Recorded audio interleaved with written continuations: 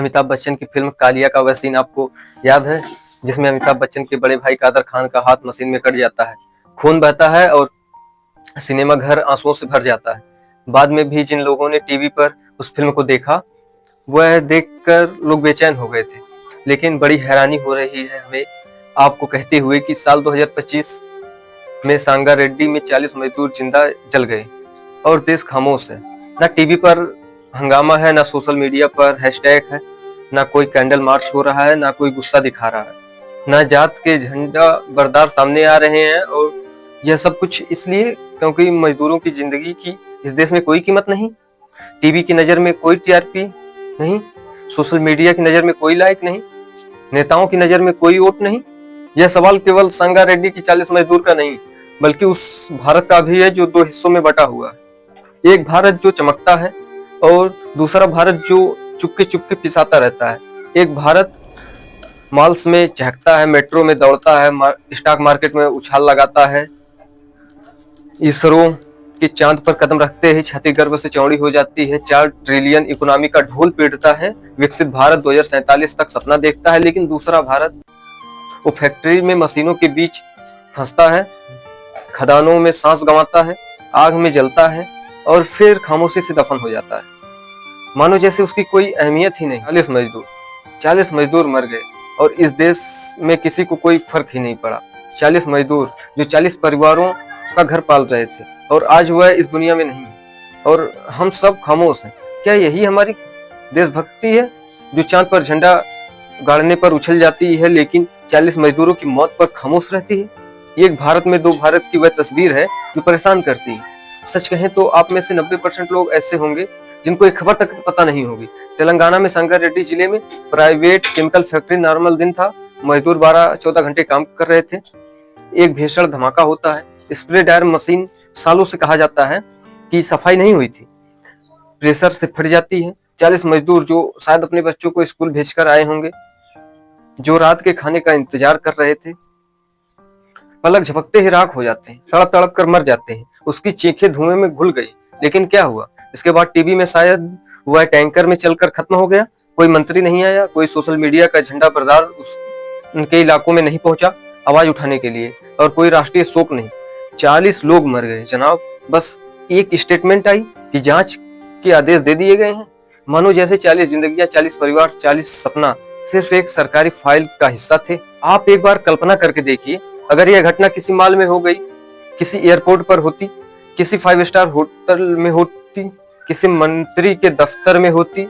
आप तमाशा सोच कर देखिए, अगले एक हफ्ते तक देश में तमाम टीवी चैनल्स 24/7 कवर करते, नेता हेलीकॉप्टर से दौड़ते, सोशल मीडिया पर जस्टिस ट्रेंड करते लगता, लेकिन मजदूरों के जलने पर चर्चा तक नहीं हो रही है, कोई जिक्र तक नहीं हो रहा है, या कहीं लोगों को पता तक नहीं है कि उनकी जिंदगी की मानो कोई कीमत ही नहीं है, उनका कोई अस्तित्व ही नहीं है।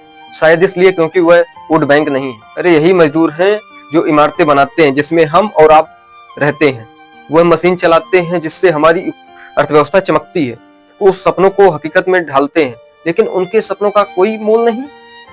और सवाल यह है कि क्या यह वही विश्वगुरु भारत है जिसके सपने हम देखा करते हैं? सांगारेड्डी में जो कुछ हुआ वह नया नहीं था। पिछले 10 सालों में भारत में 269 से ज्यादा बड़े औद्योगिक हादसे हुए। केमिकल फैक्ट्री, कोयला खदानों, निर्माण स्थल पर हजारों मजदूर मरे, लाखों ने अपने हाथ पैर आंख कान गंवा दिए। सरकार के आंकड़े कहते हैं कि केवल 2018 से 2022 के बीच में फैक्ट्री के अंदर 5336 लोग मर गए। लेकिन आप जानते हैं कि सरकारी आंकड़े पूरी सच्चाई नहीं बताते, क्योंकि यह सिर्फ बड़ी रजिस्टर्ड कंपनियों के आंकड़े हैं। भारत में 90% मजदूर जो हैं वह छोटी अनौपचारिक फैक्ट्रियों में काम करते हैं, जहां ना अच्छी मजदूरी मिलती है, ना काम के हालात ठीक हैं और ना सुरक्षा का कोई इंतजाम होता है। और अगर आपको यह बातें हवाबाजी लगती हैं तो आपको अंतरराष्ट्रीय श्रम संगठन के वो स्टेटमेंट को याद रखना चाहिए जिसमें कहा गया था कि भारत में फैक्ट्री मजदूरों के लिए सबसे खराब हालात हैं। यहाँ पर हर 1 लाख मजदूरों में 117 की मौत हो जाती है। भारत की केमिकल इंडस्ट्री को रेगुलेट करने के लिए 15 कानून हैं, 19 नियमावलियां हैं, ढेरों सेफ्टी गाइडलाइंस हैं, लेकिन हकीकत यह सब कागज तक है। इंस्पेक्टर आते हैं, मालिक के साथ चाय नाश्ता करते हैं, रिश्वत की मोटी रकम जेब में रखते हैं और फिर साइन करके चले जाते हैं, जिसमें कहा जाता है कि जांच जारी है, समय गुजर जाने दीजिए। इस देश के लोगों की याददाश्त बहुत कमजोर है, उसका फायदा उठाते हैं, थोड़ा बहुत मुआवजा दे दिए जाते हैं। फैक्ट्री मालिकों के लिए सच कहें तो मजदूर की जान सिर्फ एक लागत है। एक मजदूर मरता है, दूसरा तैयार हो जाता है। हमें मजदूरों की आवाज सुनाई नहीं देती, जो इस देश की नींव है, क्योंकि उनकी आवाज स्टॉक मार्केट की ग्राफ में नजर नहीं आती, उनकी मौत जीडीपी की आंकड़ों में गिनी नहीं जाती। वह बस एक लागत है जिसे मुआवजे के कवर से ढक दिया जाता है। संगारेड्डी के 40 मजदूरों को सच कहें तो मुआवजा नहीं, इंसाफ चाहिए।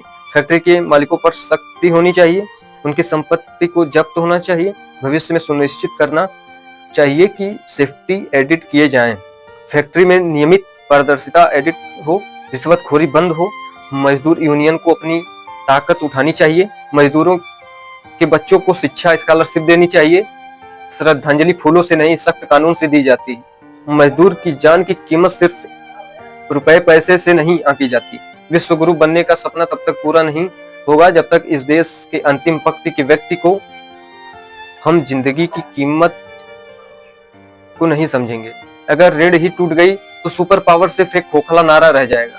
भारत को पहले अपने मजदूरों को इंसान का दर्जा देना होगा, उसकी जान की कीमत देनी होगी, उसके परिवार को इंसाफ देना होगा, तब जाकर शायद सही मायने में भारत विश्वगुरु बन पाएगा। केवल बाहरी चीजों पर नहीं, बल्कि अपने खोखले सिस्टम के खिलाफ भी आवाज उठानी होगी, वरना हो सकता है कि कल आपका भाई, आपका अपना बाप या दोस्त सिर्फ एक आंकड़ा बनकर रह जाए। बेहतर है इस पर भी आवाज उठाइए, क्योंकि मजदूरों की लड़ाई हमारी लड़ाई होनी चाहिए। सख्त कानून लाने के लिए आवाज उठाइए, सिस्टम को बदलने के लिए आवाज उठाइए, अपने हक के लिए आवाज उठाइए। यह बहुत महत्वपूर्ण है। गलत चीजों के लिए आवाज उठाइए, अपने गलत सिस्टम के आगे आवाज उठाइए। जय हिंद, जय भारत, नमस्कार।